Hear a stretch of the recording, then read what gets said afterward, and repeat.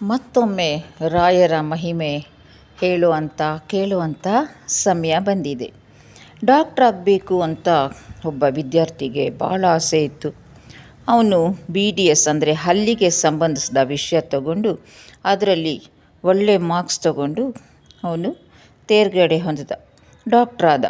ಪರೀಕ್ಷೆಯಲ್ಲಿ ಪಾಸಾಗಿದ್ದ ತಕ್ಷಣ ಅವನಿಗೆ ಕೆಲಸ ಮಾಡಬೇಕಾ, ತಾನು ಎಲ್ಲಾದರೂ ಹಾಸ್ಪಿಟ್ಲಲ್ಲಿ ಕೆಲಸ ಮಾಡಬೇಕಾ, ತಾನೇ ಒಂದು ಪ್ರೈವೇಟಾಗಿ ಪ್ರಾಕ್ಟೀಸ್ ಮಾಡಬೇಕಾ, ಅಥವಾ ಮುಂದೆ ಓದಬೇಕಾ ಅಂತ ಭಾಳ ಒಂದು ಕನ್ಫ್ಯೂಷನ್ ಇತ್ತು. ಕೆಲವ್ರು ಹೇಳಿದ್ರು, ನೀನೇ ಪ್ರಾಕ್ಟೀಸ್ ಮಾಡಿದ್ರೆ ಅದಕ್ಕೆಲ್ಲ ತುಂಬ ಇನ್ಸ್ಟ್ರೂಮೆಂಟ್ಸ್ ಬೇಕು, ದುಡ್ಡು ಹಾಕಬೇಕು, ಅದು ಸಕ್ಸಸ್ ಆಗದಿದ್ದರೆ ಏನು ಮಾಡ್ತೀಯಾ, ಯಾವುದಾದ್ರೂ ಹಾಸ್ಪಿಟಲಿಗೆ ಸೇರ್ಕೋ ಅಂತ. ಇನ್ನು ಕೆಲವ್ರು ಹೇಳಿದ್ರು, ಇದೇನು ಪ್ರಯೋಜನ ಇಲ್ಲ, ಪೋಸ್ಟ್ ಗ್ರ್ಯಾಜುಯೇಷನ್ ಮಾಡಬೇಕು ಅಂತ. ಏನು ಮಾಡಬೇಕು ಅಂತ ಅವನಿಗೆ ಗೊತ್ತಾಗಲಿಲ್ಲ. ಸರಿ, ರಾಯರ ಮಠಕ್ಕೆ ಹೋದ.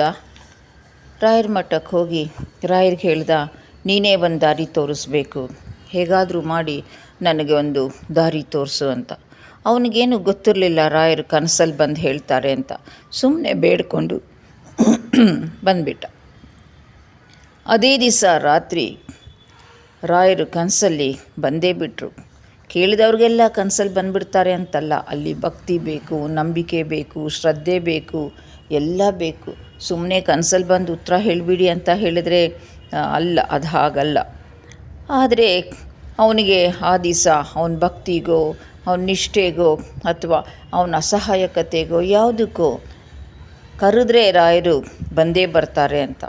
ಅದು ಜಗಜ್ಜಾಹೀರ್, ಅದರಲ್ಲೇನು ಇದಲ್ಲ, ಉತ್ಪ್ರೇಕ್ಷೆ ಅಲ್ಲ. ಕತ್ತೆತ್ತು ನೋಡಿದ್ರೆ ಆಕಾಶ ಕಾಣುತ್ತೆ, ಕೆಳಗೆ ನೋಡಿದ್ರೆ ಭೂಮಿ ಕಾಣುತ್ತೆ ಅನ್ನೋದು ಎಷ್ಟು ಸತ್ಯನೋ, ಕರೆದ್ರೆ ರಾಯರು ಬಂದೇ ಬರ್ತಾರೆ ಅನ್ನೋದು ಕೂಡ ಅಷ್ಟೇ ಸತ್ಯ. ರಾಯರು ಹೇಳಿದ್ರು ಕನಸಲ್ಲಿ ಬಂದು, ಬೆಳಗಿನ ಜಾವ ಕನಸಲ್ಲಿ, ನೀನು ತುಮಕೂರಿಗೆ ಹೋಗು, ಅಲ್ಲಿ ನೀನು ಪ್ರಾಕ್ಟೀಸ್ ಮಾಡು ಅಂತ. ಅವನು ಎಚ್ಚರ ಆಯಿತು ಅವನಿಗೆ. ಇಲ್ಲ, ಕರೆಕ್ಟು, ರಾಯರು ಹೇಳಿದರು ತುಮಕೂರಿಗೆ ಹೋಗು ಅಂತ. ಆದರೆ ನಾನು ತುಮಕೂರೇ ನೋಡಿಲ್ಲ, ನಾನು ಹೋದವನೇ ಇಲ್ಲ, ನಂಗಲ್ಲಿ ಯಾರೂ ಪರಿಚಯನೂ ಇಲ್ಲ, ನನಗೆ ಜಾಗನೇ ಗೊತ್ತಿಲ್ಲ, ಯಾವತ್ತೂ ಹೋಗಿಲ್ಲ, ಅಲ್ಲಿ ಹೋಗಿ ನಾನು ಏನು ಮಾಡೋದು ಅಂತ. ಆದರೂ ನೋಡೋಣ ಅಂತ ಹೇಳಿಬಿಟ್ಟು ಒಂದು ದಿವಸ ಬೆಳಗ್ಗೆ ಎದ್ದು ಫಸ್ಟ್ ಬಸ್ಗೆ ಹೋಗಿ ತುಮಕೂರಿಗೆ ಹೋದ. ಫಸ್ಟ್ ಆ ಊರು ಹೆಂಗಿದೆ ನೋಡೋಣ ಅಂತ. ಹೋಗಿದ ತಕ್ಷಣ ಒಂದು ಹೋಟ್ಲಲ್ಲಿ ತಿಂಡಿ ಕಾಫಿ ತೊಗೊಂಡು ಆಮೇಲೆ ಊರು ನೋಡೋಕ್ಕೆ ಹೋಗೋಣ, ಆಮೇಲೆ ಯಾವುದಾದ್ರೂ ದೇವಸ್ಥಾನಕ್ಕೆ ಹೋಗಿ ಮನೆಗೆ ಹೋಗಿಬಿಟ್ರೆ ಆಯಿತು ಅಂತ ಅಂದ್ಕೊಂಡ. ಆ ಹೋಟೆಲ್ಗೆ ಹೋದ, ಅಲ್ಲಿ ತಿಂಡಿ ಆರ್ಡ್ರ್ ಮಾಡ್ದ. ಬಿಲ್ ಕೊಡಬೇಕಾದ್ರೆ ಆ ಹೋಟೆಲ್ ಮಾಲೀಕರು ಮುಖ ಎಲ್ಲ ಊದ್ಕೊಂಡ್ಬಿಟ್ಟಿತ್ತು. ಯಾಕೆ ಸರ್, ಏನಾಯಿತು ಅಂತ ಕೇಳ್ದ. ಇಲ್ಲ, ವಿಪರೀತ ಹಲ್ಲು ನೋವು, ಹಲ್ಲಿನ ತುಂಬ ಪ್ರಾಬ್ಲಮ್ ಇದೆ, ರೂಟ್ ಕೆನಾಲ್ ಮಾಡಿಸ್ದೆ, ಹಲ್ಲು ಕೇಳಿಸ್ದೆ, ಏನಾದರೂ ಸರಿಯೇ ಆಗ್ತಾಯಿಲ್ಲ ಅಂತ. ಈ ಊರಲ್ಲಿ ಡೆಂಟಿಸ್ಟು ಸರಿಯಾಗಿಲ್ಲ, ಒಬ್ಬರೇ ಇರೋದು, ಅವ್ರು ಯಾವಾಗಲೂ ಎಲ್ಲಾದರೂ ಹೋಗ್ತಾ ಇರ್ತಾರೆ, ಸರಿಯಾಗಿಲ್ಲ ಅಂತ. ಆಗ ಅವನು ನಿಧಾನವಾಗಿ ಮಾತಾಡೋಕ್ಕೆ ಶುರು ಮಾಡ್ದ. ಇಲ್ಲೆಲ್ಲಾದರೂ ನಾನು ಪ್ರಾಕ್ಟೀಸ್ ಮಾಡೋಕ್ಕೆ ಜಾಗ ಸಿಗತ್ತಾ ಅಂತ. ಅದಕ್ಕೆ ಅವ್ರು ಹೇಳಿದ್ರು, ನೀನು ಮಾಡೋದಾದರೆ ನಮ್ಮ ಹೋಟೆಲ್ ಮೇಲ್ಗಡೆನೇ ಜಾಗ ಇದೆ, ಸ್ಥಳ ಇದೆ, ನಾನು ಹಿಂಗೆಲ್ಲ ವ್ಯವಸ್ಥೆ ಮಾಡಿಕೊಡ್ತೀನಿ, ಇಲ್ಲೇ ಶುರು ಮಾಡು ಅಂತ. ಆದರೆ ಅದಷ್ಟು ಸುಲಭ ಅಲ್ವಲ್ಲ.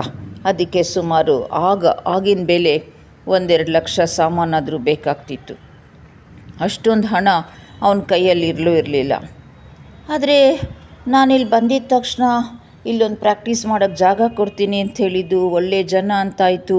ಅವನಿಗೆ ಒಂದೇ ಹೊತ್ತಿಗೆ ಆಶ್ಚರ್ಯ, ಸಂತೋಷ, ಸಮಾಧಾನ ಎಲ್ಲ ಆಯಿತು.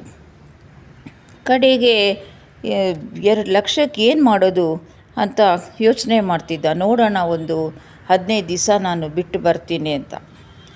ಆಗ ಅದೇ ಹೊತ್ತಿಗೆ ನೋಡಿ, ಎಲ್ಲ ಒಂದೇ ಹೊತ್ತಿಗೆ ರಾಯರು ಹೆಂಗೆ ಕರ್ಕೊಂಬರ್ತಾರೆ ಅಂತ. ಆ ಊರಿನ ಆಗರ್ಭ ಶ್ರೀಮಂತರು ಅಲ್ಲಿಗೆ ಬಂದರು. ಅವ್ರ ಕಿರಿಮಗಳಿಗೆ ಮದುವೆ ನಿಶ್ಚಯ ಆಗಿತ್ತು, ಹಿರಿಮಗಳಿಗೆ ಹುಡುಕ್ತಾ ಇದ್ದರು. ಅವಳು ಡಾಕ್ಟ್ರು, ಅವಳು ಡೆಂಟಿಸ್ಟ್, ಓದ್ತಾ ಇದ್ಲು ಇನ್ನೂ.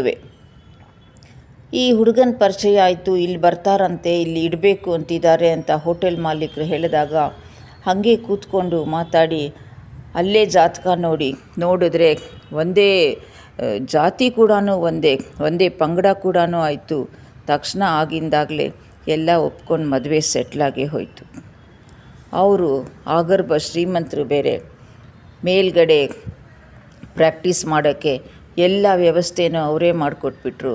ಈ ಕಡೆ ಮದುವೆನೂ ನಡೆದೋಯ್ತು, ಪ್ರಾಕ್ಟೀಸು ಶುರುವಾಯಿತು, ಚೆನ್ನಾಗೇ ಇದ್ದಾರೆ. ಹಾಗೆ ರಾಯರ ಅನುಗ್ರಹ ಮಾಡಿದ್ರೆ ಏನು ಬೇಕಾದ್ರೂ ಆಗತ್ತೆ ಅನ್ನೋಕ್ಕೆ ಈ ಥರ ಒಂದು ಮಹಿಮೆಗಳು ಸಾವಿರಾರಿದೆ. ಹುಡುಕ್ತಾ ಹೋದರೆ ಬೇಕಾದಷ್ಟು ಸಿಗತ್ತೆ. ಶ್ರೀವಾರಿ ನಾಲೆಡ್ಜ್ ಚಾನಲ್ನ ಸಬ್ಸ್ಕ್ರೈಬ್ ಮಾಡ್ಕೊಂಡು ನೋಡಿ. ನನಗಿನ್ನೂ ಇನ್ಸ್ಪಿರೇಷನ್ ಬರುತ್ತೆ ಈ ಥರ ವಿಷಯಗಳು ಹೇಳೋಕ್ಕೆ. ಧನ್ಯವಾದಗಳು.